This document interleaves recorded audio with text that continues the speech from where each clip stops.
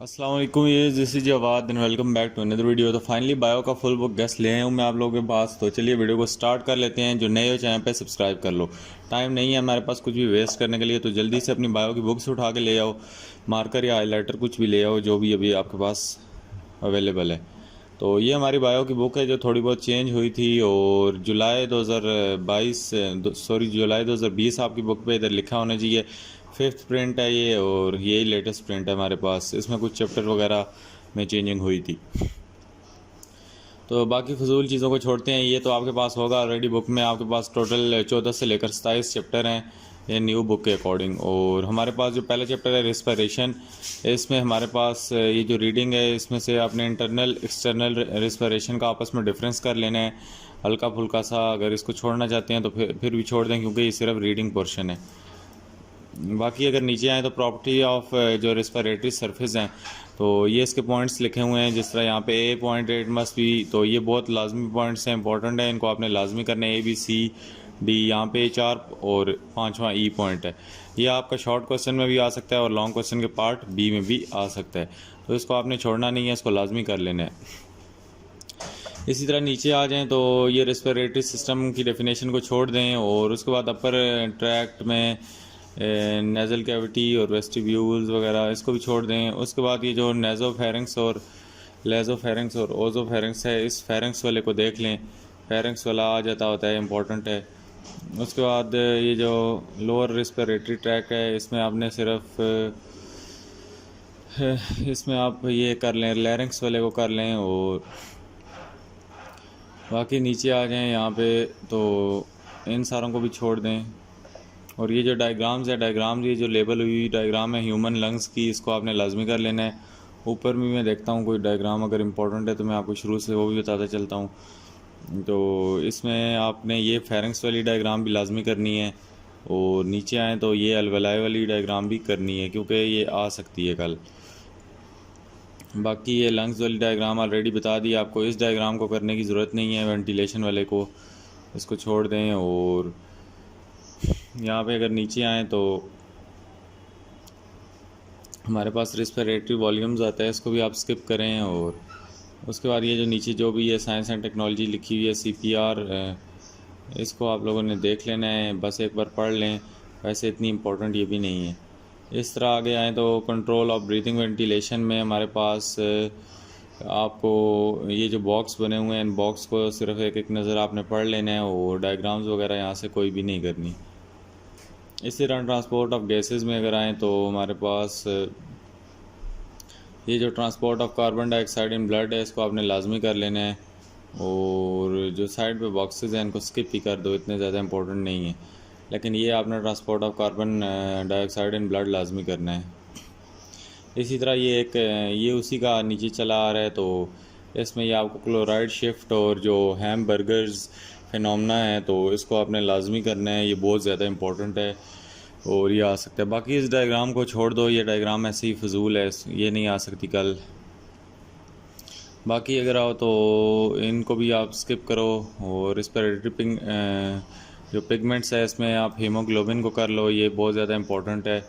और मायोग्लोबिन और हीमोग्लोबिन का आपस में डिफरेंस भी आ सकता है, शायद आगे होगा भी। तो हाँ, इनको छोड़ दो, ये वाला कर लो। ये जो टेबल बना हुआ है, ये टेबल में आपको बताना चाह रहा था कि हीमोग्लोबिन और मायोग्लोबिन का डिफरेंस आपको आ सकता है। तो ये ऑलरेडी बना हुआ है। अगर शॉर्ट क्वेश्चन में आता है तो आपने इसके टोटल 3 पॉइंट याद कर लो, और लॉन्ग के लिए टोटल 5 कर लो, 7 करने की कोई ज़रूरत नहीं है। बाकी अगर आओ तो ये नॉर्मल ब्रीथिंग और ये वाली इस डायग्राम को छोड़ दो, और यहाँ पे ये स्नीजिंग और स्नोरिंग, इन दोनों को आपस में पढ़ लो। और नीचे चलो रेस्पिरेटरी डिसऑर्डर्स में, तो यहाँ पे डिसऑर्डर्स में भी कभी कभार आ जाते हैं डिसऑर्डर्स। तो यहाँ पे पहला साइनेटिस, और इसको कर लो, साइनेटिस वाले को कर लो। इसकी एक कॉज, एक सिम्टम और एक ट्रीटमेंट को रट्टा लगा लो। उसके बाद नीचे इसको छोड़ दो। डिसऑर्डर ऑफ लंग्स में आओ तो लंग कैंसर है हमारे पास। लंग कैंसर में इसको कर लो। और इफ़ेक्ट्स ऑफ स्मोकिंग है, इसमें 6 लिखी हुई हैं, तो इसमें से कोई सी भी 5 कर लो। लॉन्ग क्वेश्चन के पार्ट बी में आ सकती है, या शॉर्ट क्वेश्चन में 3 पॉइंट्स आ सकते हैं। ये आप अपने पास से भी लिख सकते हो इसमें, इसलिए इसमें कोई किसी बच्चे को प्रॉब्लम नहीं होनी चाहिए। बैड इफ़ेक्ट्स ऑफ स्मोकिंग या इफ़ेक्ट्स ऑफ स्मोकिंग एक ही बात है, इससे आपको पता है कि क्या क्या होता है। नीचे चलें तो रिव्यू क्वेश्चन पे आ जाते हैं। एमसीक्यूज़ ये आपने सारे के सारे करने हैं। मैं कोशिश करूँगा एमसीक्यूज़ अगर मुझे मिल जाते हैं तो मैं आपको वो भी प्रैक्टिस करा दूँगा, लेकिन ओवरऑल आपने ये एमसीक्यूज़ लाजमी कर लेने हैं सारे के सारे। और शॉर्ट क्वेश्चन में यहाँ से मैं अगर आपको कोई बताऊँ तो इसमें से आपने ये फेरेंक्स वाला करना है, रोल ऑफ फेरेंक्स ये आपको ऊपर बता चुका हूँ। उस तरह स्ट्रक्चर ऑफ ह्यूमन लैरिंग्स ये वाला और अलवलाए वाला भी कर लो। बाकी यहाँ पे chloride shift, what is chloride shift ये करो। और उसके बाद हमारे पास कौन सा है जी, ये हेमोग्लोबिन और मायोग्लोबिन का डिफरेंस यहाँ से कर लो। बाकी रहने दो, क्या क्या करोगे। और उसके बाद लॉन्ग क्वेश्चन में आपको बता दिए तो दिया था ऊपर जो लॉन्ग क्वेश्चन है, तो ट्रांसपोर्ट ऑफ ऑक्सीजन वाला बताया था मेरे ख्याल से मैंने आपको। और उसके बाद ये साइनेटिस कर लो और लंग कैंसर कर लो। उसके बाद जो हमारा ब्रीथिंग है बाकी सारा छोड़ दो। आगे होम्योस्टैटिस पे आ जाओ तो ये भी 10th क्लास वाला ही चैप्टर है आपके पास, सेकंड ईयर में भी आ चुके हैं, ऑस्मो रेगुलेशन और थर्मो रेगुलेशन। तो यहाँ पे थर्मो रेगुलेशन तो आई थिंक सो आपके पास नहीं है, तो इन दोनों का आपस में डिफरेंस कर लो। दो तीन पॉइंट इनके, ऑस्मो रेगुलेशन और ऑस्मो कॉन्फ्रेंस।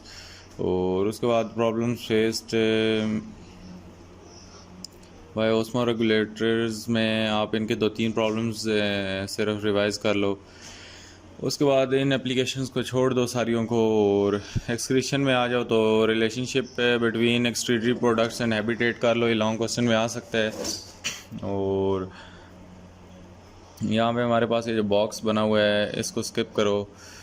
यूरिक एसिड वाला थोड़ा इंपॉर्टेंट है, ये उसी में आ जाता है। उसके बाद एक्सक्रीटरी सिस्टम ऑफ मैन आता है, तो इसमें सिर्फ आपको ये पार्ट्स पता होने चाहिए, ये यूरेटर, ब्लैडर, यूरेथ्रा वगैरह वगैरह।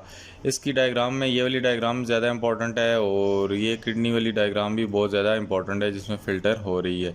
वैसे ऊपर हम कोई diagram I think so important छोड़ के नहीं आए, तो ये डायग्राम्स लाजमी देख लो। ये वो एमसीक्यूज़ में डाल के आपसे पूछ सकता है या कहीं पूछ सकता है, उम्मीद तो नहीं है लेकिन फिर भी बुरे वक्त के लिए करनी चाहिए। उसके बाद स्ट्रक्चर ऑफ नेफ्रॉन एक बहुत जाना पहचाना पुराना लॉन्ग क्वेश्चन है, तो और स्ट्रक्चर ऑफ किडनी भी एक इम्पॉर्टेंट लॉन्ग क्वेश्चन था। तो स्ट्रक्चर ऑफ नेफ्रॉन में अगर आपको कहूँ तो इसको कर लो, ये पहले भी 9-10 के लिहाज से भी बहुत ज़्यादा इंपॉर्टेंट लॉन्ग क्वेश्चन है और इजी है। इसमें ये आपको पता है, आपने पहले भी पढ़ा हुआ है, renal corpus, renal tubule, Bowman capsule और सारा वही है बिल्कुल। इसकी डायग्राम को छोड़ दो, इतनी कॉम्प्लिकेटेड डायग्राम है। ओवरऑल ये अगर लॉन्ग क्वेश्चन में आ जाता है तो फिर कर लो। यहाँ पे इसकी डायग्राम डिफ़िकल्ट बनी है, अगर आप गूगल वगैरह से वो 9-10 वाली डायग्राम देखना चाहो तो ईजी है, आप वो भी बना सकते हो। बाकी ब्लड सर्कुलेशन को फ़िलहाल स्किप करो और यहाँ पे फंक्शन ऑफ किडनी आ जाता है, तो फंक्शन ऑफ किडनी को ऊपर से स्किप करो। ये यूरिन फॉर्मेशन वाले को कर लो। इसमें जो हमारे पास ग्लोमेरुलस फिल्ट्रेशन, उसके बाद ये सारे का सारा, और इसमें ये डायग्राम है, इसको स्किप कर दो। और उसके बाद ये जो कॉर्टिकल नेफ्रॉन्स और ये जो बॉक्स में बना हुआ है, ये दोनों इनके दरमियान में डिफरेंस आ सकता है, इसको देख लो। बाकी ये यहाँ पे सेलेक्टिव रीअब्जॉर्प्शन और ट्यूबुलर सेक्रेशन, ये उसी के 2 पार्ट हैं, तो इसमें ट्यूबुलर सेक्रेशन ज़्यादा इंपॉर्टेंट है। कर तो मैं तो ये कहता हूँ ये सारा ही कर लो। लॉन्ग क्वेश्चन अभी इतने लंबे लंबे लॉन्ग तो आते नहीं हैं, वो ज़माना तो ख़त्म हो चुका है, लेकिन फिर भी इसको देख लो। बाकी the mechanism of urine concentration में ये जो काउंटर करंट मल्टीपल मैकेनिज़्म है इसको कर लो। और डिसऑर्डर्स को छोड़ दो। और ये जो छोटा सा टेबल बना हुआ है ये टेबल कर लो, ये आपको शॉर्ट क्वेश्चन के पार्ट बी में पूछ सकता है। यहाँ पे ये बैक्टीरिया के तीनों के ये नाम लिखे होंगे और आपने ये आगे 3 लिखने होंगे, आपको 3 नंबर मिल जाएंगे। और किडनी स्टोन्स में किडनी स्टोन्स को छोड़ दो और कैल्शियम ऑक्सलेट इसको भी छोड़ दो। बाकी नीचे चलो तो ये वही किडनी स्टोन की जो डायग्राम है ये इंपॉर्टेंट है। और किडनी फेलियर इसको देख लो एक बार। और डायलिसिस में हमारे पास वही पेरिटोनियल और हीमोडायलिसिस का आपस में डिफरेंस आ सकता है, इससे ज़्यादा कुछ नहीं आ सकता क्योंकि ये 9-10 में भी रिपीटेड टॉपिक्स हैं, तो ये इतने ज़्यादा इनकी इंटेंसिटी इंपॉर्टेंट नहीं है। लेकिन फिर भी इस बार जो फेडरल बोर्ड का हम पेपर देखे हैं फिज़िक्स का भी और केमिस्ट्री का भी, तो उन्होंने जो पोर्शन था 9-10 वाला उसको फोकियत दी है और बजाय कि न्यू टॉपिक्स को उन्होंने स्किप किया है। बाकी किडनी ट्रांसप्लांट को स्किप करो, ये वहाँ पे भी था और यहाँ पे भी इतना ज़्यादा इंपॉर्टेंट नहीं है। इसी तरह ये थर्मो रेगुलेशन आ गई, तो आपको ओस्मो रेगुलेशन और थर्मो रेगुलेशन के दरमियान में डिफरेंस आ सकता है। ओस्मो रेगुलेशन आपकी स्टार्ट में और ये थर्मो रेगुलेशन इधर है। बाकी अगर आओ तो क्लासिफिकेशन इस सारे को छोड़ दो और थर्मो रेगुलेशन इस डायग्राम को भी छोड़ दो और यहाँ पे इनको भी छोड़ दो। बाकी एमसीक्यूज़ आओ तो ये सारे एमसीक्यूज़ आपने करने हैं, इसमें कोई आपको वो नहीं है।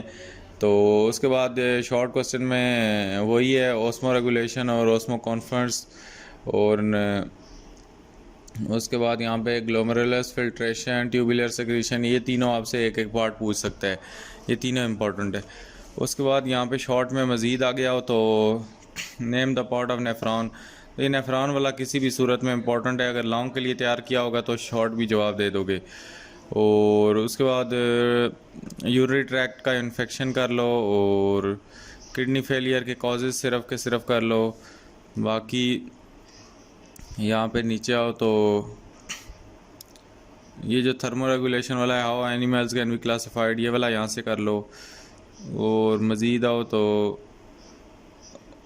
ये डिफरेंस आपको बताया है ओस्मो रेगुलेशन और ओस्मो कॉन्फ्रेंस का। और बाकी यहाँ पे जो डिफरेंस है वो है डायलाइजर रीनल कॉर्टेक्स और रीनल मेड्यूला का कर लो, बाकी इसको छोड़ दो।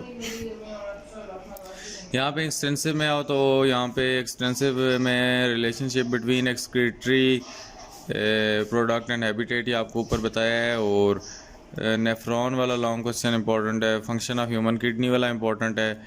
और मज़ीद आओ तो किडनी स्टोन्स डायलिसिस वगैरह वाले को छोड़ दो। बाकी नीचे आओ तो स्पोर्ट एंड लोकोमोशन वाले चैप्टर में, तो इसमें जो इम्पोर्टेंट चीज़ देखी जाती है वो ह्यूमन स्केलेटन ही होता है डेफिनेटली। तो यहाँ पे आपको ये जो डायग्राम है, इस पहली वाली डायग्राम को हल्का फुल्का देख लेना है अपने, अगर नहीं याद होती तो स्किप करो डायग्राम्स, अगर वक्त नहीं है तो फ़िलहाल डायग्राम को छोड़ो, जो बाकी चीज़ें हैं उन पर फोकस करो। अगर किसी के पास है, उसने तैयारी पहले से ज़ाहिर बात है की तो होगी ना, मेरे इस गैस पे तो नहीं सारे बैठे हुए, तो वो फिर ये भी देख लो। बाकी यहाँ पे ये जो ओस्टियोसाइट्स है इसको देख लो, और ओस्टियोस्क्लेट्स, इनका डिफरेंस आपस में आ सकता है। तो उसके बाद स्ट्रक्चर ऑफ कार्टिलेज वगैरह है, तो इसमें से वो आपको बोन्स और कार्टिलेज का डिफरेंस है ये दे सकता है, ये वाला टेबल आप कर लो, तो बाकी आपको करने की कोई ज़रूरत नहीं है।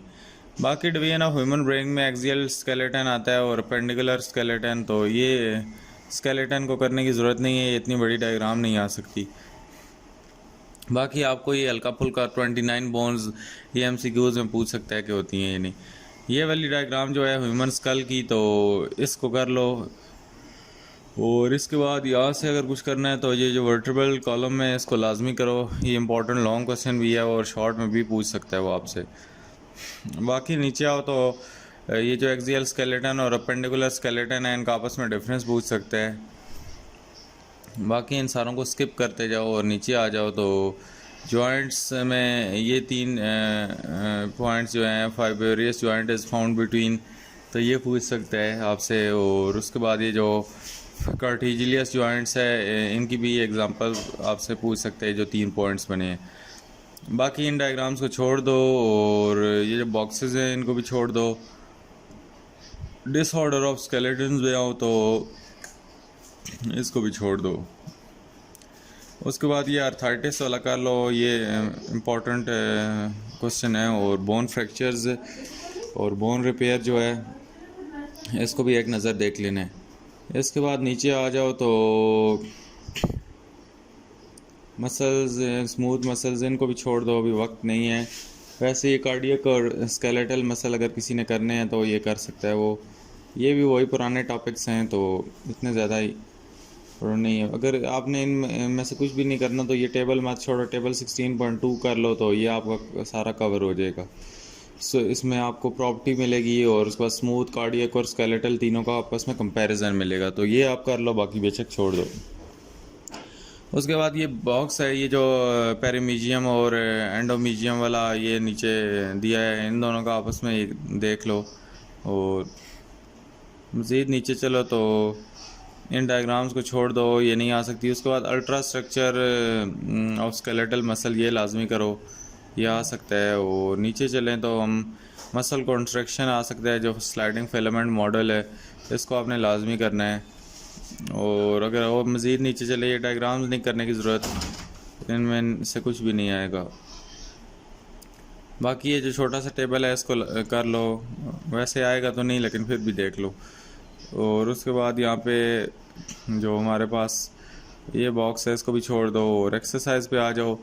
एक्सरसाइज के एमसीक्यूज तो आपने सारे के सारे ही करने हैं। और ये देखो कॉम्पैक्ट और स्पॉन्जी बोन का आपस में जो डिफरेंस आ गया है। उसके बाद यहाँ पे हमारे पास compare the structure of bone and cartilage, ये भी आ गया है। एक्सियल और अपेंडिकुलर स्केलेटन भी आ गया है। और बाकी अगर देखो तो यहाँ पे फाइबेरियस जॉइंट वाला, और बाकी यहाँ पे मैंने जो आपको बताए हैं वो कर लो, बाकी यहाँ से बेशक ना करो। इसी तरह ये डायग्राम वगैरह को भी छोड़ो और इसमें से आप compact and spongy bone, axial and appendicular skeleton, और ये मिडिएट आर्थराइटिस और ये वाला कर लो।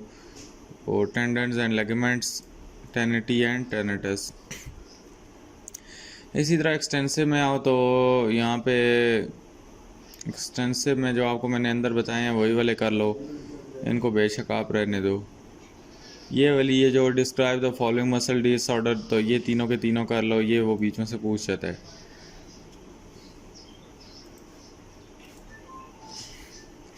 नर्वस कोऑर्डिनेशन की तरफ चलें तो यहाँ पे हमारे पास जो क्वेश्चन आते हैं, इट इज़ नर्वस कोऑर्डिनेशन और एक केमिकल कोऑर्डिनेशन का डिफरेंस होता था, जो कि अब यहाँ तो नहीं है। और यहाँ पे हमारा जो न्यूरॉन्स है, न्यूरॉन्स में ये जो डायग्राम है ये बहुत इंपॉर्टेंट है। बाकी तो ये न्यूरॉन वाला वही है जो 9th क्लास में होता था सारा का सारा, या 10th में था। बाकी टाइप्स ऑफ न्यूरॉन कर लो, सेंसरी मोटर, और ये इसमें ये रिफ्लेक्स आर्क वाला एक इम्पॉर्टेंट टॉपिक है, इसको भी कर लो। सिर्फ इसको शॉर्ट के लिए करना है, लॉन्ग के लिए नहीं करना। और ये वही वाली डायग्राम कॉपी पेस्ट हुई है कि जब हम किसी चीज़ को टच करते हैं तो रिफ्लेक्स एक्शन हमारे पास शो होता है। बाकी अगर नीचे चलो तो सबसे ज़्यादा जो इम्पोर्टेंट टॉपिक है इसमें, जो नया टॉपिक है वो नर्व इम्पल्स है, जो कि यहाँ पे कम्प्लीटली चेंज टॉपिक है। इसको आपने लाजमी करना है, ये बहुत इंपॉर्टेंट है बोर्ड के लिहाज से, आपका जो सेकेंड ईयर है। मज़ीद आओ तो आगे यहाँ पे हमारे पास जो चीज़ें हैं, यहाँ पे नीचे अगर हम आएँ तो इनको सारों को छोड़ दो। यहाँ पे एक और टॉपिक है जो सेनापेज, तो इस टॉपिक को आपने लाजमी करना है, ये आपका बहुत इंपॉर्टेंट टॉपिक है, इसको आपने किसी सूरत में भी नहीं छोड़ना, क्योंकि ये भी एक न्यू टॉपिक है, बाकी 9th 10th में ये नहीं था। तो इस वजह से ये एक इम्पॉर्टेंट टॉपिक कंसिडर किया जाता है सेकेंड ईयर के लिहाज से। मज़ीद अगर नीचे आएँ तो हमारे पास ये जो ये क्लासिफिकेशन ऑफ न्यूरोट्रांसमीटर्स है, तो इनकी जो 2 टाइप्स हैं इनको भी आपने लाजमी करना है, इनके दरमियान में कंपैरिजन आ सकता है। मज़ीद आगे आएँ तो इस डायग्राम को आप छोड़ दो और इसमें सेंट्रल नर्वस सिस्टम में ये ब्रेन कर लो। ब्रेन बहुत पुराना लॉन्ग क्वेश्चन है, इंपॉर्टेंट है। इसमें से वो कोई ने आपसे थोड़े बहुत टाइप्स या पार्ट्स पूछ सकता है, सारे का सारा लॉन्ग अभी वो नहीं पूछते, ये उन्होंने अपनी पॉलिसी ख़त्म कर दी है। जब से पार्ट्स बनने लगे हैं तो लॉन्ग क्वेश्चन पूरे का पूरा नहीं आता। तो इसी तरह ब्रेन की ये वाली डायग्राम भी इम्पॉर्टेंट है और वो ऊपर वाली डायग्राम भी इम्पॉर्टेंट थी। और मज़ीद इस डायग्राम को छोड़ दो और इसको भी छोड़ दो, स्पाइनल कॉर्ड को भी छोड़ दो और कार्नियल नर्व्स इनको भी छोड़ दो। और सोमैटिक और ऑटोनॉमिक नर्वस सिस्टम के दरमियान में डिफरेंस आ सकता है, बाकी कुछ नहीं आ सकता। ये डायग्राम सारी की सारी छोड़ दो। और उसके बाद यहाँ पे ये जो सिम्पैथिक और पैरासिम्पैथिक डिवीजन है, इनके दरमियान में डिफरेंस आ सकता है। बाकी ऑल्फैक्टरी रिसेप्टर्स और टेस्ट रिसेप्टर इनको स्किप करो। और स्किन, ये सेंसरी रिसेप्टर ह्यूमन स्किन, तो स्किन का यही पूछ सकता है कि स्किन आपको हीट अप वगैरह क्यों रखती है, इससे इस टाइप का क्वेश्चन बन सकता है अगर एसएलओज बेस्ड बनेगा तो।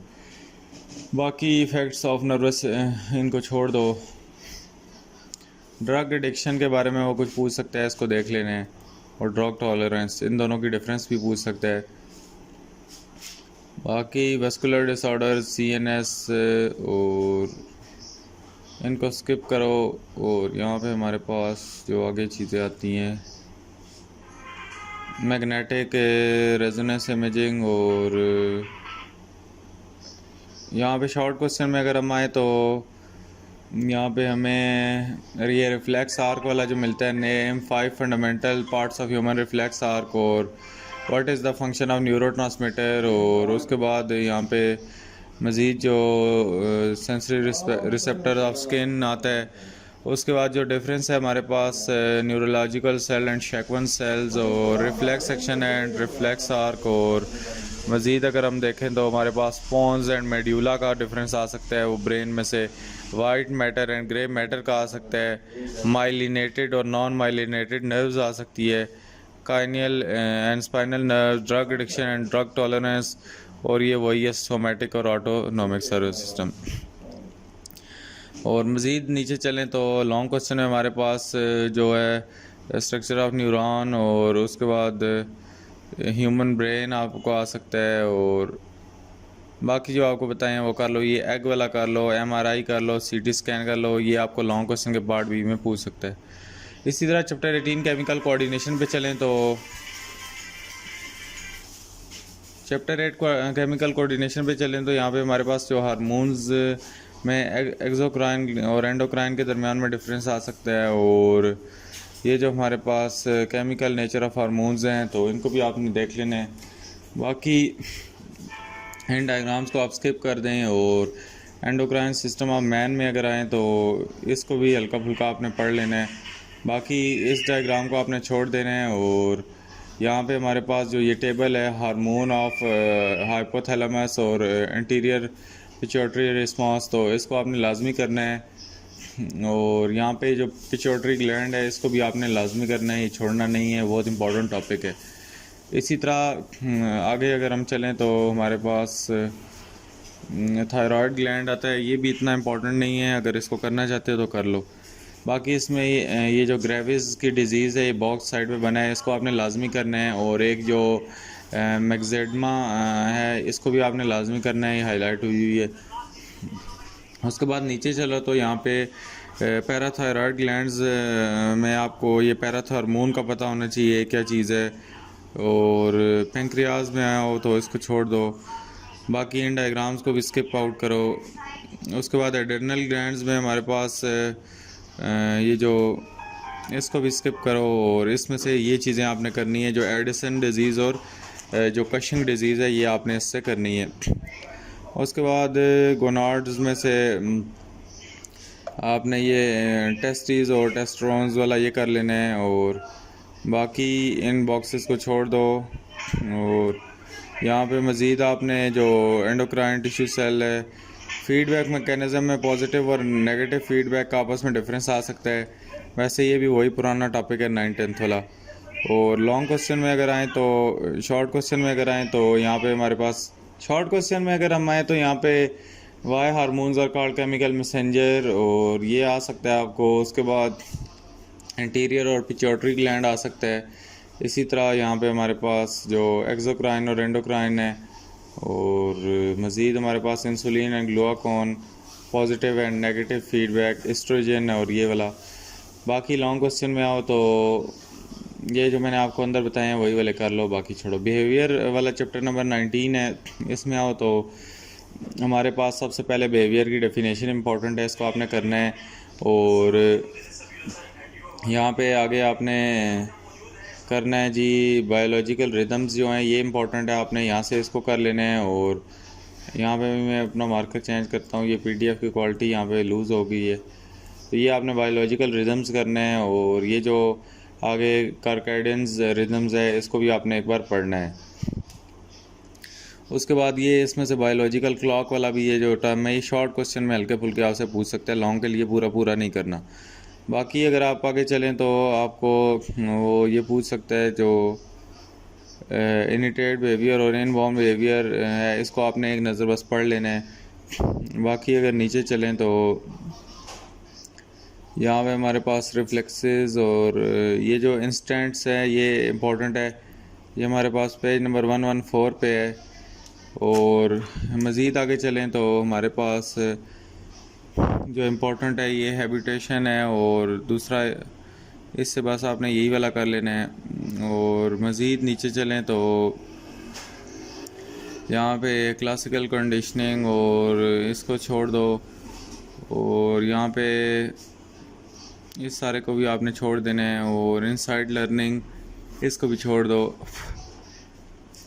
इस टेबल को भी छोड़ दो। ये जो बॉक्स है ऊपर इनिटेड बिहेवियर और लर्निंग बिहेवियर, लीनिंग बिहेवियर, तो इसको आपने लाजमी करना है। तो ये इसका डिफरेंस जो आपको है ये आ सकता है। इसी तरह नीचे चलो तो ये एनिमल सोसाइटी एंड एग्रीगेशन, इसको आपने करना है शॉर्ट क्वेश्चन के लिए।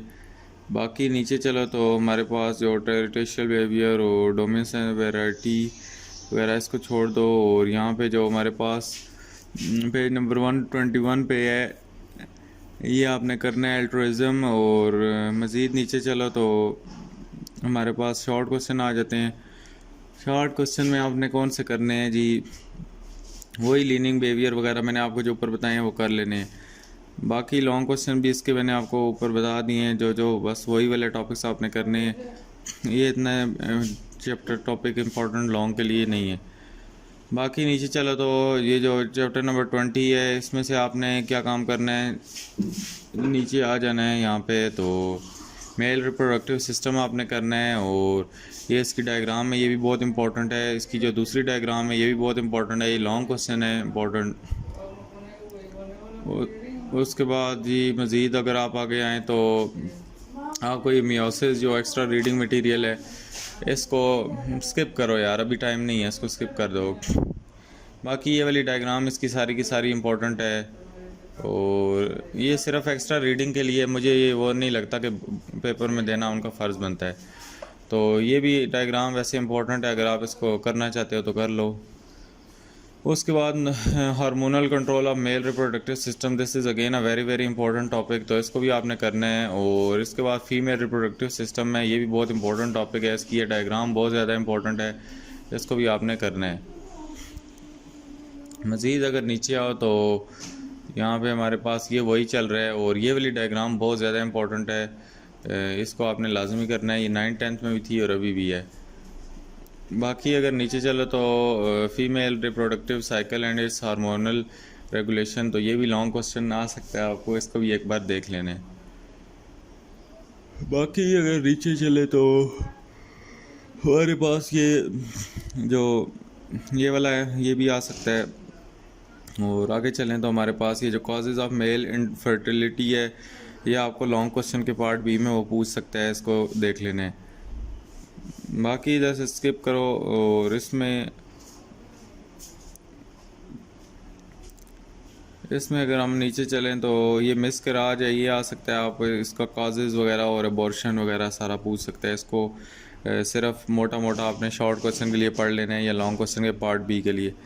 उसके बाद ये जो STDs हैं इसमें से ये आपने कर लेनी है। और इसमें एक ही आई थिंक सो एक ही है, तो आपने इसको कर लेना है। वैसे ये 9-10 में भी एज इट इज़ सेम दिया हुआ है, इतना ज़्यादा इंपॉर्टेंट नहीं है, लेकिन एक बार पढ़ लो बस, आपको पता तो होना चाहिए। उसके बाद हमारे पास अगर नीचे आए तो इधर से छोड़ दो एक्सरसाइज को, फिर अगर नहीं करना चाहते तो वैसे वही चीज़ें जो अंदर बता दी हैं वही यहाँ पे भी हैं। चैप्टर 21 पे और डेवलपमेंट इन एजिंग में, तो यहाँ पे हमारे पास ये एम्ब्रोलॉजी वही सारा पुरानी चीज़ें हैं। और इसमें से क्लीवेज कर लो, क्लीवेज इंपॉर्टेंट चीज़ है। और बाकी यहाँ पे ये एक्स्ट्रा रीडिंग को छोड़ ही दो तो बेहतर है, क्योंकि अभी एक्स्ट्रा रीडिंग का वक्त नहीं है। उसके बाद ये जो इम्पोर्टेंट ये आएगा, ये हमारे पास पेज नंबर 147 पे है। तो ये वाला क्लीवेज वाला सारा ही कर लो तो बहुत है। इनका दरमियान में डिफरेंस आ सकता है, जो होलोब्लास्टिक क्लीवेज है और आगे जो दूसरे वाला ये मेरोब्लास्टिक क्लीवेज है। उसके बाद जो गेस्ट्रलेशन है ये भी इम्पोर्टेंट है। और मज़ीद नीचे आओ तो हमारे पास ये जो न्यूरलाइजेशन और इन ह्यूमन एम्ब्रियो है ये भी आपने करना है। और डायग्राम्स इसकी ये इतनी ख़ास इंपॉर्टेंट नहीं है, इनको स्किप आउट करो। और आगे आओ तो कंट्रोल डेवलपमेंट आता है, इसको सारे को छोड़ दो। बाकी इंपॉर्टेंट में ये है कंक्लूजन्स जो इसकी इसने कंक्लूजन निकाली थी ये वाली इंपॉर्टेंट है, ये इसके पॉइंट्स पढ़ लो। और आगे आओ तो जो एम्ब्रियोनिक इंडक्शन है इसको आपने कर लेना है, ये इम्पोर्टेंट है। मज़ीद नीचे आओ तो ह्यूमन एम्ब्रियोनिक डेवलपमेंट है, इसको छोड़ दो। और यहाँ पे हमारे पास ये जो एक्स्ट्रा एम्ब्रियोनिक मेम्ब्रेन है इसको आप कर लो। और ये वाली डायग्राम देख लेना, ये इम्पोर्टेंट है। और इसी तरह अगर नीचे आओ तो हमारे पास ये थर्ड सेमेस्टर वगैरह छोड़ दो। उसके बाद डिफ्रेंशिएट बिटवीन इनका ये जो प्लांटिया और ये वाला आ सकता है। और उसके बाद मज़ीद ये वाली डायग्राम भी देख लो, ये इंपॉर्टेंट है। और उसके बाद यहाँ पे एक तो इस PDF की क्वालिटी नहीं सही, यहाँ पे चीज़ें सही तरह पढ़ी भी नहीं जा रही। उसके बाद इनका भी डिफरेंस आ सकता है, ये जो ट्विन और क्वाड्रप्लेट्स हैं और आइडेंटिकल ट्विन्स है, ये भी एक इम्पॉर्टेंट चीज़ है। इसी तरह नीचे आओ तो यहाँ पे जो role of hormones in controlling birth है, ये भी इम्पोर्टेंट है। उसके बाद नीचे आओ तो ये जो लेबर प्रोसेस है, ये भी इम्पोर्टेंट है। उसके बाद हमारे पास जो ये जो नर्सिंग और लैक्टेशन है, ये भी इम्पोर्टेंट है। और आगे आओ तो ये वाला जो टेबल है, ये सारे का सारा टेबल इम्पोर्टेंट है, इसको आपने नहीं छोड़ना। इसी तरह डिसऑर्डर्स ऑफ ये जो डेवलपमेंट है, इसको एक नज़र बस पढ़ लेना है। और मज़ीद आगे चलें तो हमारे पास सीन हमारे पास आता है, एजिंग आता है। ये जो the study of ageing is called gerontology, तो इसको भी देख लेना है आपने। और मज़ीद आगे चलो तो इन दोनों के दरमियान में डिफरेंस आपने कर लेनी है। और मज़ीद आगे चलें तो हमारे पास ये बॉक्सेस आते हैं, इनको छोड़ दो। और बाकी एक्सरसाइज आती है, एक्सरसाइज को आपने ख़ुद ही देख लेना है, ये आपके पास पड़ी हुई है। इनहेरिटेंस में आ जाओ तो इनहेरिटेंस में ये पहला पेज छोड़ दो। और उसके बाद ऊपर से मेंडल्स लॉ, तो इसमें ये Mendel's law of independent assortment आपके पास आ सकता है, तो इसको आप देख लें। और यहाँ पे हमारे पास नीचे आए तो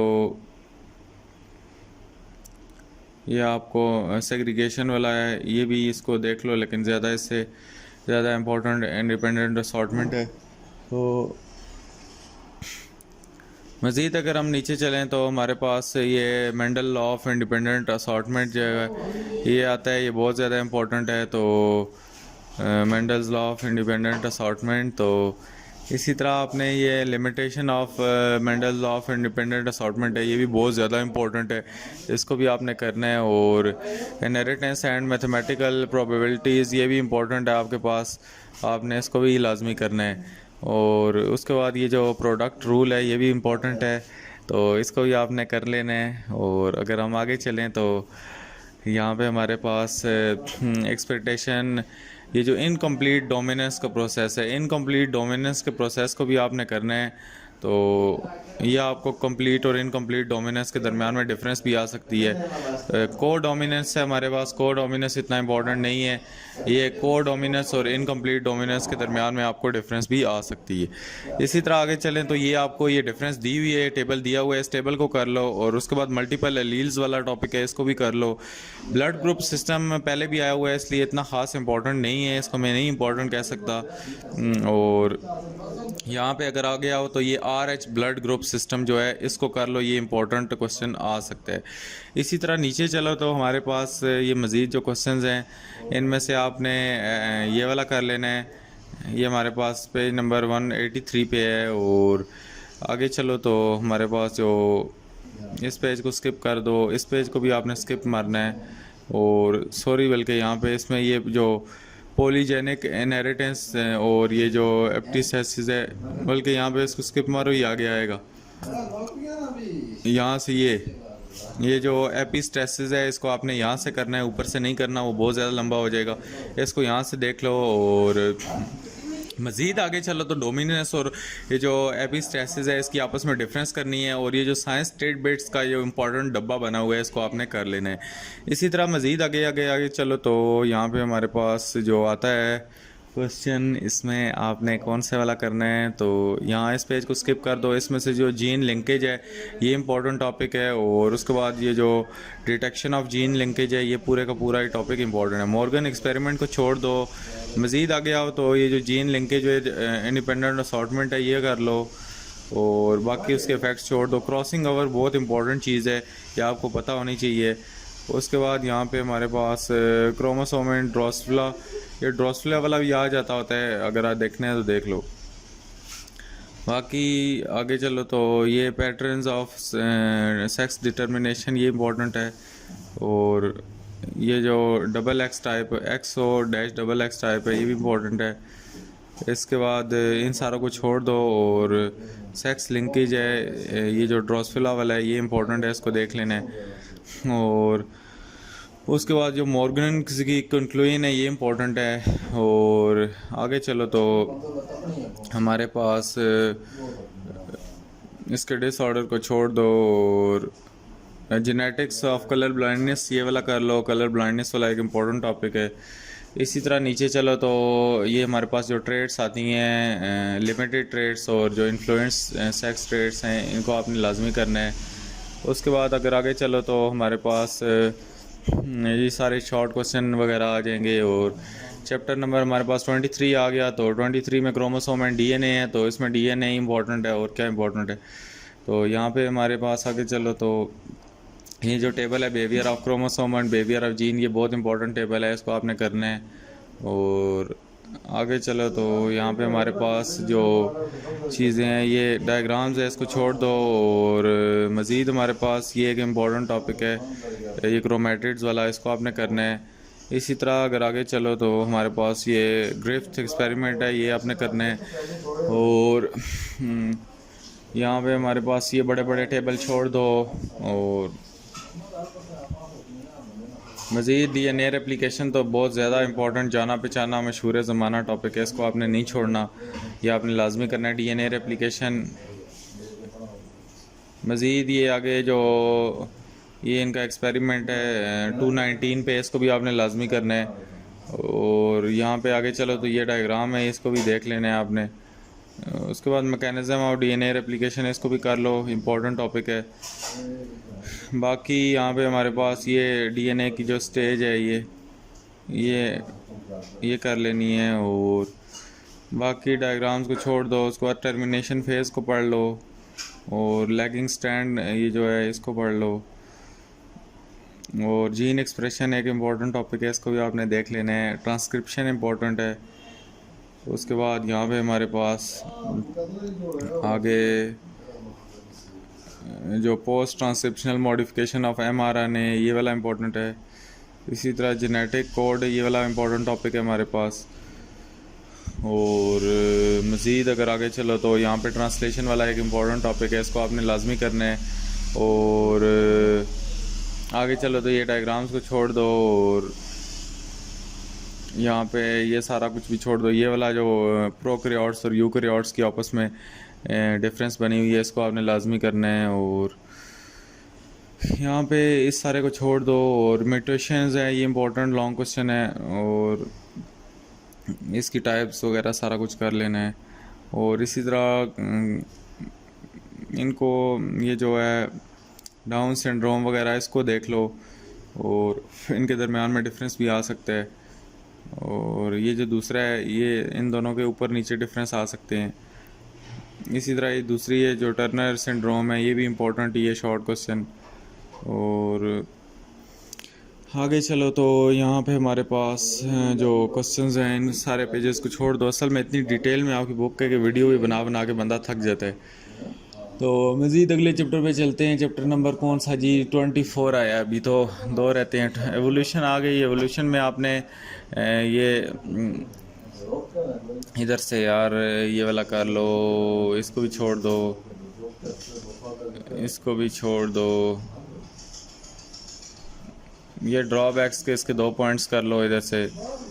और मज़ीद आपने ये जो डार्विनिज़म है इसको कर लो। मज़ीद आगे आओ तो इनको छोड़ दो सारे को। Development of theory of evolution और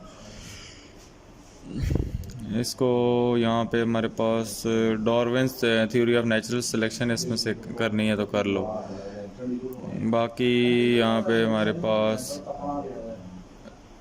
पैलेंटोलॉजी और इसको भी छोड़ दो, वही पुराने टॉपिक हैं। एक तो इनको इस बुक से निकाल देने चाहिए थे, एक बार पहले पढ़ लिए हैं। तो इसमें से ये जो हार्डी की जो वेनबर्ग थ्योरम है ये वाला इम्पोर्टेंट है क्योंकि ये एक अलग डिफरेंट नया टॉपिक है। और मज़ीद आगे चले अगर हम तो हमारे पास जो चीज़ें आती हैं उनमें से ये वही चीज़ें हैं यार, पुरानी चीज़ें उनसे भरी हुई है बुक, कितनी बड़ी बुक बना दी है ने। तो इसमें फिर शॉर्ट क्वेश्चन वगैरह एक्सरसाइज को देख लेना है आपने। मज़ीद आगे चलो तो इकोलॉजी वाले चैप्टर आते हैं, मैन एंड हिज एनवायरनमेंट, ये भी वही चैप्टर छापे मारे हुए हैं इन्होंने। तो इसमें से आप लोगों ने वही बिल्कुल same to same copy paste हुए हैं। तो इसमें नाइट्रोजन साइकिल ही इम्पोर्टेंट था और ये भी इम्पोर्टेंट है, इसको आप कर लो। और अगर आगे चलो तो नाइट्रोजन फिक्सेशन है, ये भी इम्पोर्टेंट है, इसको भी लाजमी करो। और आगे चलो तो हमारे पास जो चीज़ें आती हैं इनमें से आपने क्या करना है जी, ये इकोलॉजिकल सक्सेशन आपने करनी है, ये एक नई चीज़ है इसमें। और उसके बाद ये जो सीरज सक्सेशन है ये आपने करनी है।